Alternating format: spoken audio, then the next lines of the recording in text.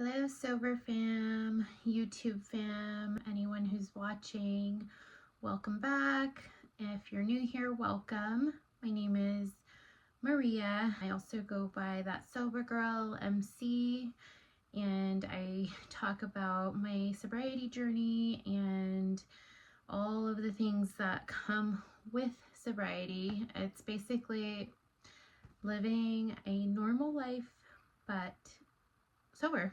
So a lot of challenges come with that, but we are here, we're doing it.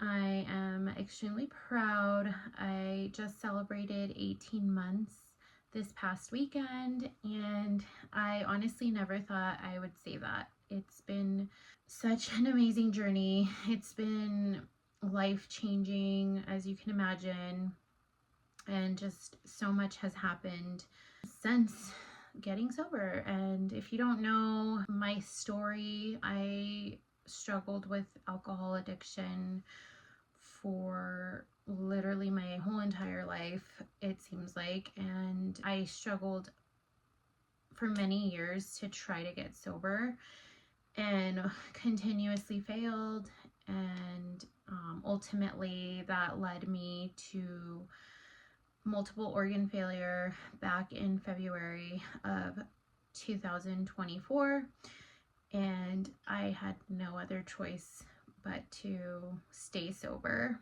And I'm very grateful for that. I'm grateful that I have the opportunity to get another chance at life and to just embrace everything that life has to offer. Yes, like I said, it comes with its challenges being sober, but I would not have it any other way. Like, I'm absolutely happy and excited just for my future.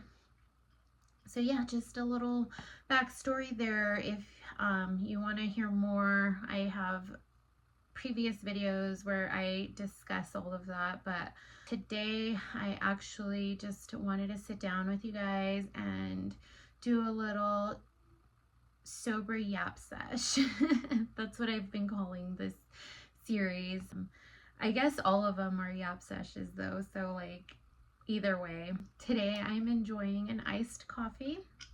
It's really strong. I actually got this coffee from the gas station, and I came home and just like added some extra things to it. Like I added a little bit of almond milk and some cinnamon and a little bit of vanilla. So it's really strong though. And it's funny because this morning my daughter had mentioned how I am addicted to oh my gosh, addicted to coffee. I almost said alcohol, which, I mean, she wouldn't be wrong, but coffee. I'm addicted to coffee. And it's so funny because I never used to be a coffee drinker. Like prior to me getting sober, like I hated coffee. Like I just hated how it made me feel. I hated like how it elevated my anxiety. Like I've mentioned in the past, I had crippled anxiety all the time, and I just did not like coffee at all. I was like a tea girly, like an herbal tea girly through and through. But now I am a big coffee drinker. I love my coffee, but I don't drink it often. I mean, I do. I drink it daily, but I try to limit my caffeine intake because I do like to take care of other things with my health and everything. So this coffee is very strong, so it'll be good for this little yap sesh here. So anyways, I wanted to do a quick IG response. I did post a couple weeks ago like the little question box on my story that just asked my followers. The question was, what was the most unhinged thing that you've done, like an active addiction, to get like your fix, or vice versa, to stay sober? So like it was just interesting to think about like the things that I've done in the past to get drunk, and it's just kind of embarrassing. So I was just curious to see like if anyone would respond to that, and no one really responded to that, and I completely understand, you know, like it's very personal. A lot of it could be embarrassing to people, and so I didn't get responses like, or like I didn't get any answers regarding the specific question about like being the most unhinged thing. But I did get a couple comments, and it basically like falls in the category of like what you do to stay sober. And one of the responses was sit in silence and fight my thoughts. That one's very tough. Like, I talk about this a lot, like sitting in your emotions, sitting in your feelings, and like getting through the negative thoughts that come to mind. Like, it's hard. And I know this firsthand. Like, I recently started journaling again because I started noticing like I've been just keeping all these thoughts bottled up. Like, yes, I do have my therapist that I talk to weekly, and I, you know, pray every single day. I have like a community of people that I can talk to and feel safe with. But I feel like a lot of stuff though, like deep down, like it helps to journal and just get it all out on paper. I find it very helpful to do that and not really sit in silence, you know. Like, I always try to talk to God too, and just, he's my father, you know. Like, I've grown such a huge relationship with him, with God, and I do be talking to him at night. So that's one of the answers or responses that I received.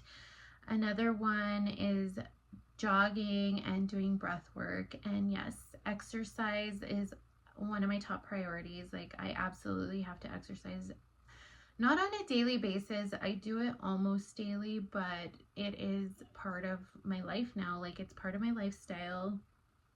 And if I go even like a couple days, like I don't feel good. So I really try to get active, get moving. Another thing that they mentioned was breath work, and that's another thing that I've been working on, is just breathing techniques. Whenever I start feeling overwhelmed, I try to distract myself, you know, like go for a walk, like walk my dog, listen to music, put on a podcast, and just really get my mind off of things. I don't really struggle with cravings or anything like that, but I know like in the beginning it was difficult. So I had to find new things to like distract me. And so, yeah, one of them was coffee. Like, I replaced alcohol with coffee, and a lot of people will consume sweets as well to like replace the alcohol, and that's actually not the greatest idea. But like in early sobriety, it's like, why not, you know? It's better than alcohol. I unfortunately had gotten diagnosed with diabetes like a few months after my ICU visit, and I had to quit literally everything. And so all I had was my coffee. So just finding things to do with your time, finding new hobbies. Like, I've been really trying to get into new activities, and it's very hard for me right now just because I do have a lot going on. Like, it's hard, but I've been really living my best life recently, and just hanging out with people, going to concerts, going to shows, going out, trying new foods, like eating at new restaurants, hanging out with friends, family. It's been great. But back to the IG question that I asked. It was the most unhinged thing you've done to get your fix. And so the reason why I asked this was because I had been thinking about it a lot lately. Like, whoa, like I used to do some crazy things just to like drink, you know? And towards the end, like when it got really, really bad, like I was literally drinking at work. Like, I would sneak in my little shooters, and like it was terrible. Like I even hate thinking about it, or like reminding myself about it. But one of the things that really gets to me to this day though is just a couple days before I ended up in the ICU, I had stayed home from work because I literally was dying. Like I couldn't walk, I couldn't breathe, like I couldn't do anything. Like I couldn't get out of bed. It was just so bad. I was deep in my addiction. Like I still wanted to drink. I still kept drinking, like even though my organs were failing, and I was starting to get withdrawals when that morning that I stayed home from work. This was a couple days before I went into the ICU. And I was just so desperate to get a bottle of tequila. Like I was like, what am I gonna do? Like I'm gonna die right here in bed if I don't get this. And so like I ended up texting my elderly neighbor. Like he, oh my gosh, I feel so terrible. Like, and it still makes me feel terrible to this day. But I text him and I was like, hey, like, can you do me a huge favor? Like, I'm sick right now, but I need a bottle. Like, oh my gosh, it's so embarrassing to even admit this. And I was like, I'll give you the money. Like, can you just please go for me? And he like kind of questioned it, like, no, I don't think that's a good idea. And I was like, come on, like, just go, please. And he ended up going for me, and I feel absolutely terrible because I could have, you know, it wouldn't have, like, I just know that it would have put some sort of deep trauma into this man's life if something were to happen to me. And obviously, like, didn't think about that at the time, but I think about it to this day. Like, I cannot believe I was so low to like put someone in that situation. Like, I didn't know what was happening with my body, but like deep down I knew that I shouldn't even be drinking, and I still drank. I still kept it going.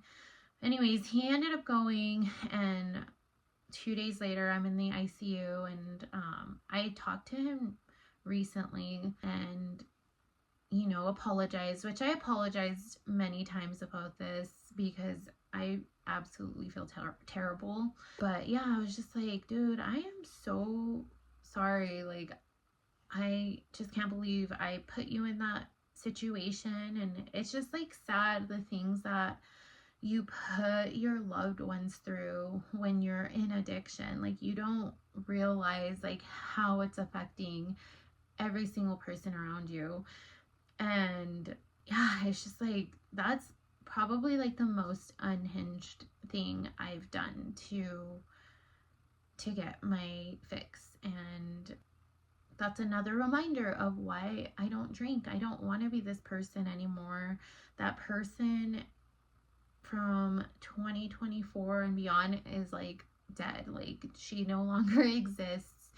And that's the beauty about being saved, and just staying faithful to the Lord. And like, he just constantly reminds us that that past doesn't define us, and as messed up as it is, like, I'm just so grateful that nothing happened to me and that I didn't leave a burden on this man's life. Like, it could have just, that whole situation with me almost dying could have literally just like turned everybody's world upside down.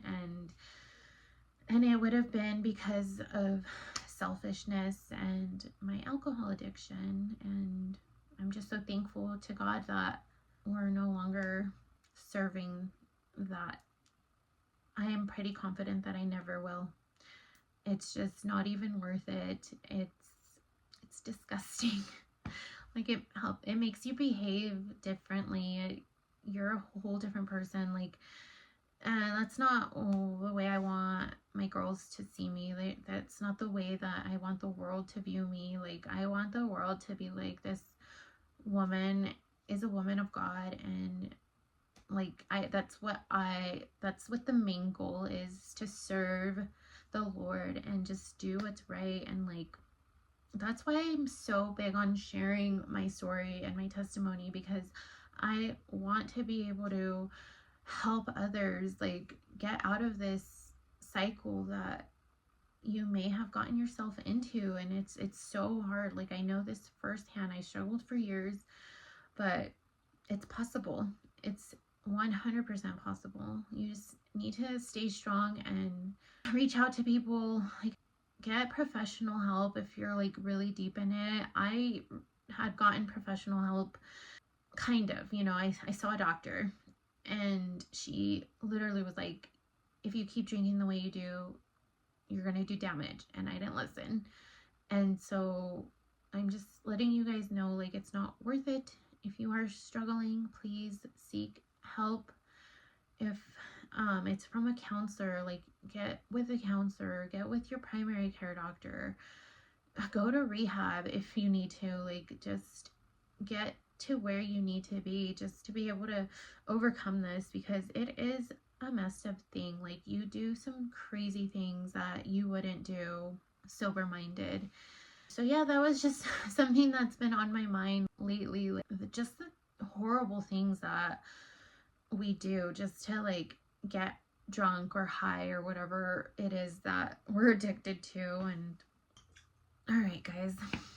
Well, that was a quick one. I just wanted to do the responses from IG. Let me know what you guys want to hear more of. I know this channel is kind of like all over the place. Like, it's about my sobriety journey, like my divorce, my healing journey, being a mom, like going to school. Like, it's all over. It's kind of like a lifestyle content channel at this point. But yeah, let me know in the comments what you guys want to hear more of. And don't forget to like the video, subscribe please, and I'll see you guys in the next video.